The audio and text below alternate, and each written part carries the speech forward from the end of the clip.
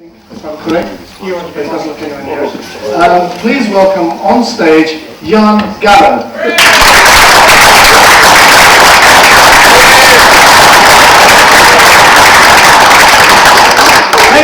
Thank you. Good evening. Good evening. I am, as he said, from Sweden. So I do hope that you will understand everything I'm saying. And nothing of what I will repeat. When I started out as a professional magician some 30 years ago, I had a mentor. His name was Gentleman Jack. Maybe it will ring a bell for some. Yeah. He used to work in England in the 60s and 70s, a long time ago. And he said to me, I thought magic must be complicated, difficult, then it must be good. And he said to me, Jahn, your magic is too complicated. You have no time for communication with your audience. And that is what it's all about, communication. You're just up there on the stage, worried for your next move, your next trick. Try to make it easy. Try to make it like counting to 3. And I must admit that nowadays I count to 3 a lot. Looks like this. 1, 2, 3.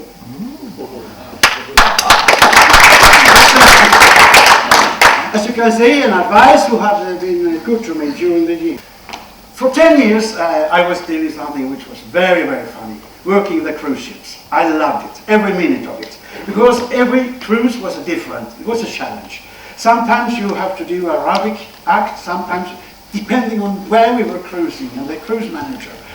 So he could say, is there anyone who can do something aerobic? Because we were in that part of the world. So I was, yes, I can do something. Milk pitcher, black milk becomes oil. Things like that. It was interesting. And I loved it. And also I learned something very quick. You have to be friend with your audience. That's very important. Maybe you don't think about it when we work in London, because we go there to do our show. And then we go home, the audience goes to their places. And we never see them. Not like that on a cruise ship. There you live with them for 30 days maybe. You have to eat breakfast, lunch, afternoon tea, dinner and midnight snack together with your audience. And if they don't like you, it's not nice. And I also learned when you make friends with the audience, that's wonderful, because then you can do whatever you like. Because a friend, you can't do anything wrong. So my goal was always, first time they come to see us, they come to see the Gallos. And then they learned that we were Jahn and Gunn. So next time they come to see Jahn and Gunn, and the third time they come to see, Jahn and Gunn. And then I come on the stage and I said, ladies and gentlemen, tonight I run out of magic. I have just one trick. Trick with a bank. It's a small trick, but it's quite good. I will take this banknote and, wow, wait a minute, I got 2. Well, I'm sure this trick will work just as well with 2 as it does with 1. This is actually the problem. For the first time in the history of magic, I'm going to do the 1 banknote trick, not with 1 banknote, not with 2. I will try to do it with 3. And that is, well, I got 4 banknotes. This is really a problem. I just need 1. Sorry, ladies and gentlemen, I have to calculate. 1, 2, 3, 4, 5. Do you know what? I got 4 banknotes too many. I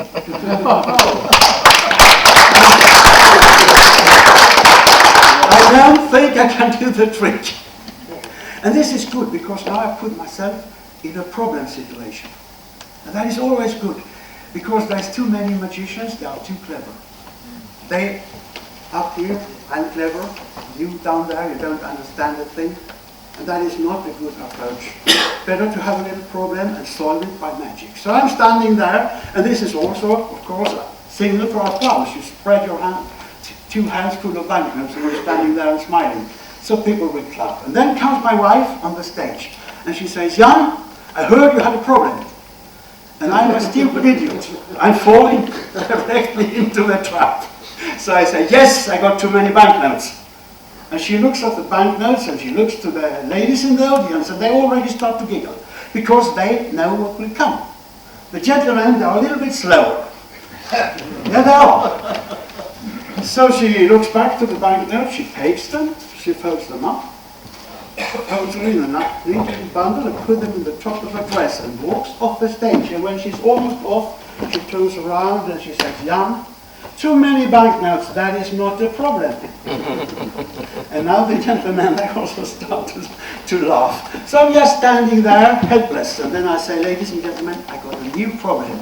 I need a banknote. Is there anyone who can lend me £10? And there's not a gentleman in the audience who will refuse me. Not after I've been treated like that by my wife. Ladies are sitting there thinking, this red-headed lady, she knows how to handle her husband. And the gentlemen are sitting there thinking, thanks God my wife isn't like that. Well, okay, one or two, they think maybe she's exactly like my wife. But anyhow, I will get my banknote very easily. And this, what I did now, is what I call the Osaka bill banknote production. It has been out on a video for some years, maybe you already know how it works. In that case, I don't have to explain. Otherwise, I will be happy to tell you how it works. It's so easy. Okay, we do it.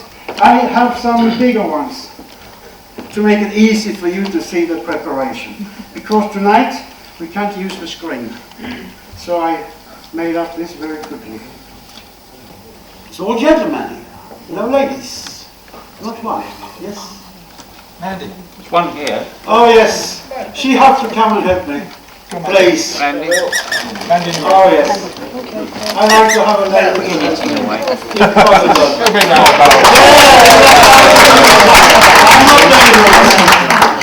She's coming, keep clapping, she's coming. You've got a long way to come. Come on, away from the bus. Oh yeah, wonderful, beautiful. As I said, the noise of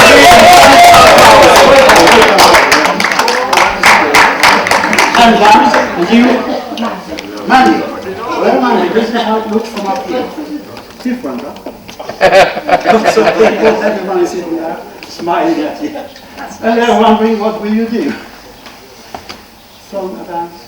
Or, no, just help me out with this. He's here to confirm that I'm not lying. So the ring is on the rope, right? It is. Now, I will take it first. Take off the rope. Ah, very, very good. First time you're doing this? Oh, yes. Oh, yes. Then I can tell, now we're going to take it off. The middle of it, right there. And you're going to hold the ring and the rope. Just grab it. Hang on to it. Now you are going to do the magic. On the count of 3, you will open your fingers. Not on 1, not on 2, on 3. 1, 2, 3. Wow, she did it. Wow! Maybe you want to have a close-up look on this. If you're standing in front, you can have it. The ring is on, huh? It is, yes. It is. And now we're going to take it off. Can you hold this in? Can you hold that in? And I'm going to do this. I'm going to hold it.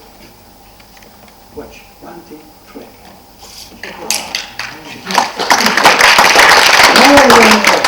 Very well done. Now I will show you the quickest way to put it back on the rope. First we have to take it off. You know how to take it. Okay. Now, we do this. If I hand the middle of the rope there, and just do this. It's on. And now I want you to hold out your hand. Yes, just like a waiter waiting for tip. I will give the rope to you, and you're going to grab it, to protect it, guard it, and then hang on to the ring as well with the other hand. Do you think I can remove the ring when you help? You don't think so? I can, but you will not see it because you wasn't trusting me. So you have to close your eyes. The rest of the people will see how it works. Don't peek. Yeah, it's done. It's done. That was. I did exactly what I said. I think you were cheating. No. I did it easy way. Did you expect I should do it by magic or something? You see? You think I'm a magician. The good news is it will work just as well with two ropes. Let's have to tie them together like this. You see? Maybe it doesn't look so nice, but it will work. We just could get rid of that one.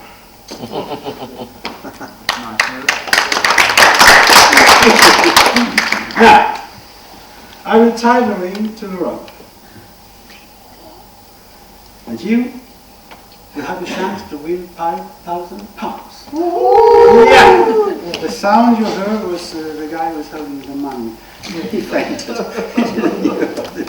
You see, this is the winning rope, the long one, with the ring. This is the losing rope. So I want you to pick the long rope. This is a 50-50 chance, huh?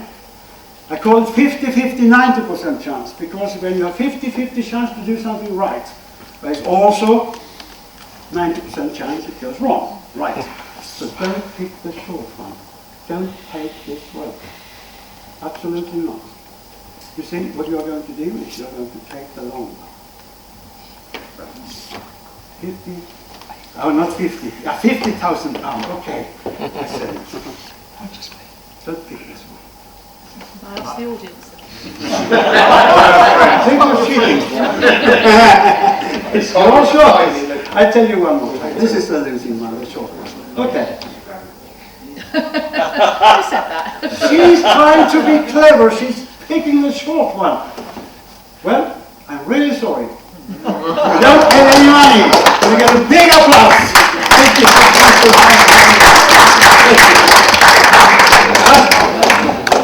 Here we are. With one long and one short.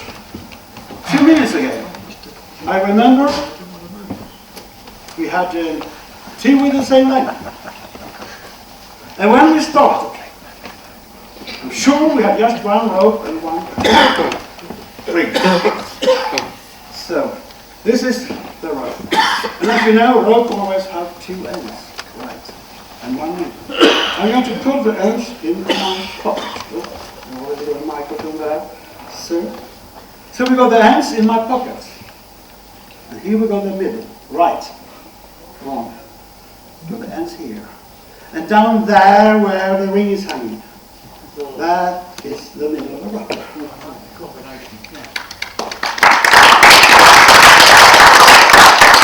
Okay, I will end this with something impossible. It's not possible to get into the rope anywhere. But anyhow, I will put the ring on the rope. Hopefully. I will do this. Yeah. And now